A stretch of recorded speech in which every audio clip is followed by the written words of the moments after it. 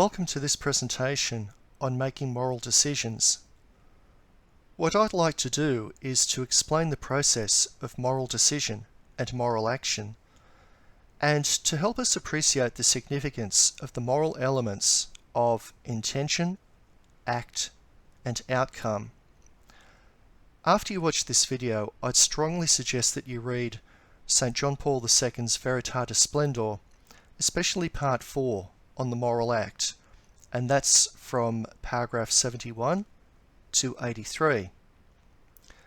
So let's look at some elements that go into moral decision making, and in doing so we not only get an idea of what the Church says about making moral decisions, but we get some insight into moral theories that are more or less commonplace today.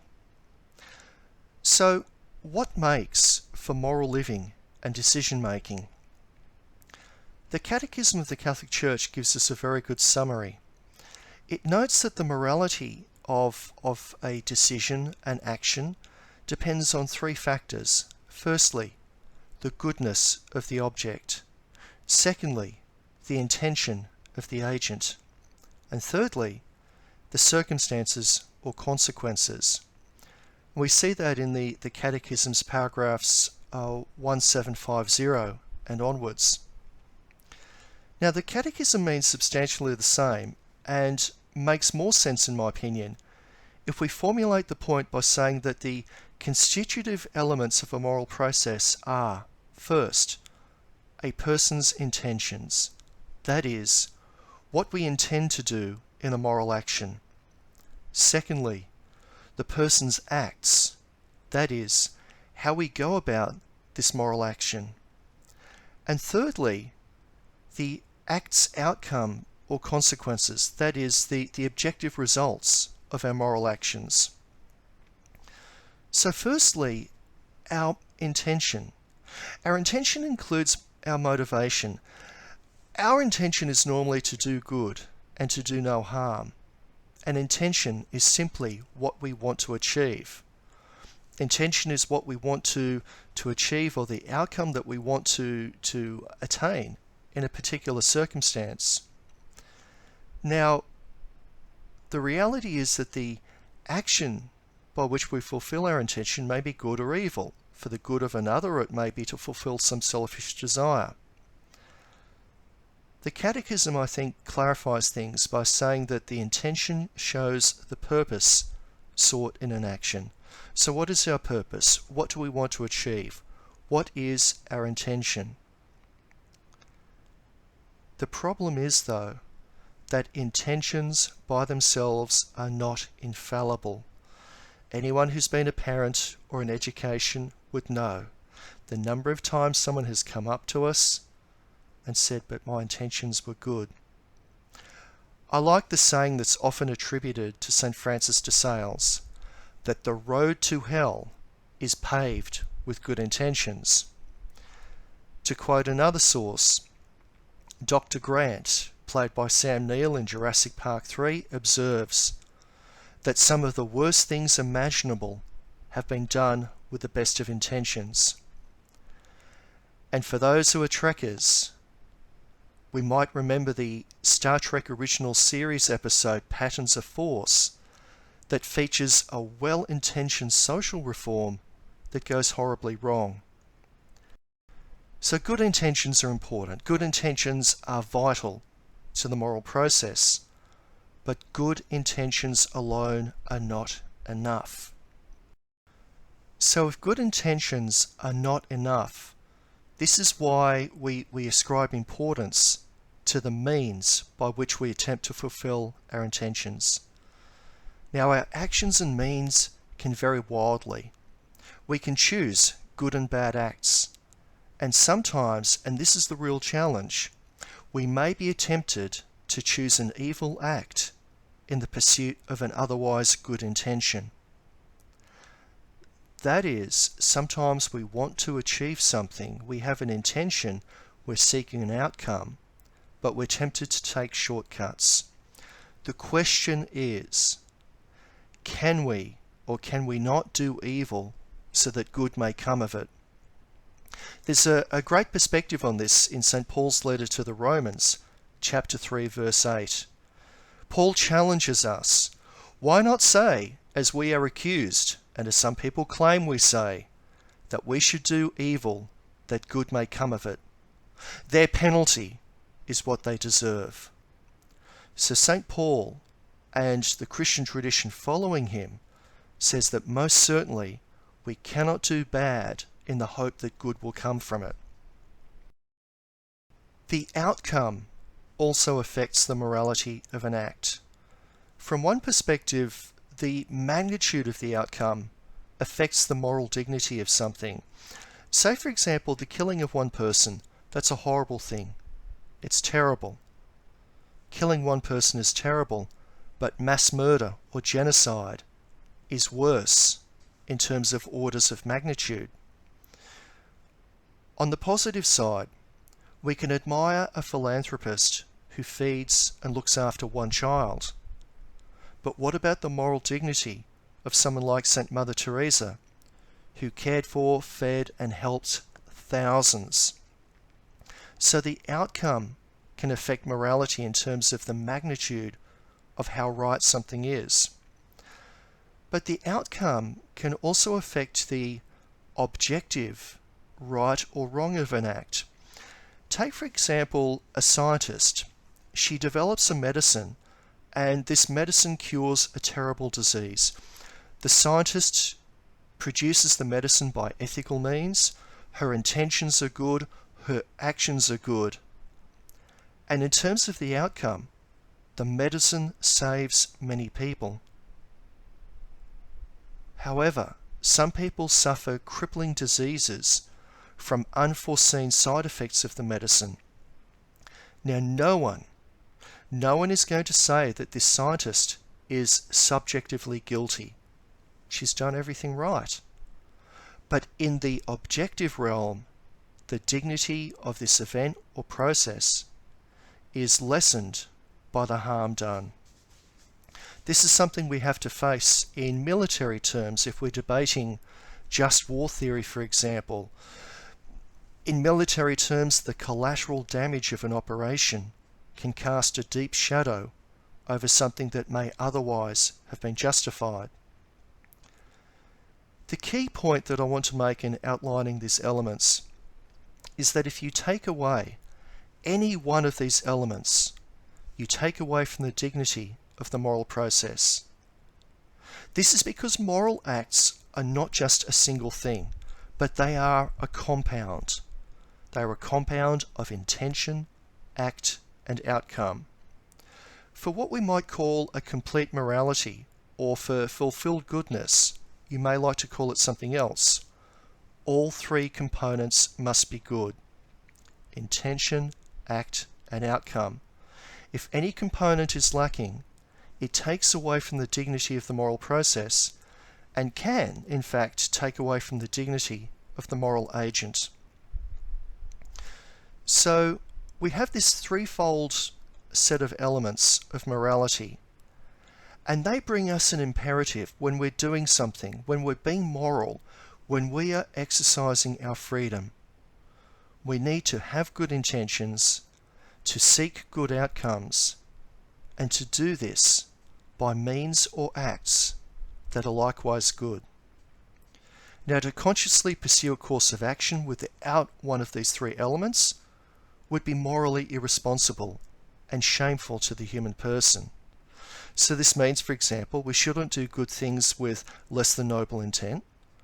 We should not seek bad consequences, and importantly, in the Christian tradition, we should not do evil in the hope that good can come about.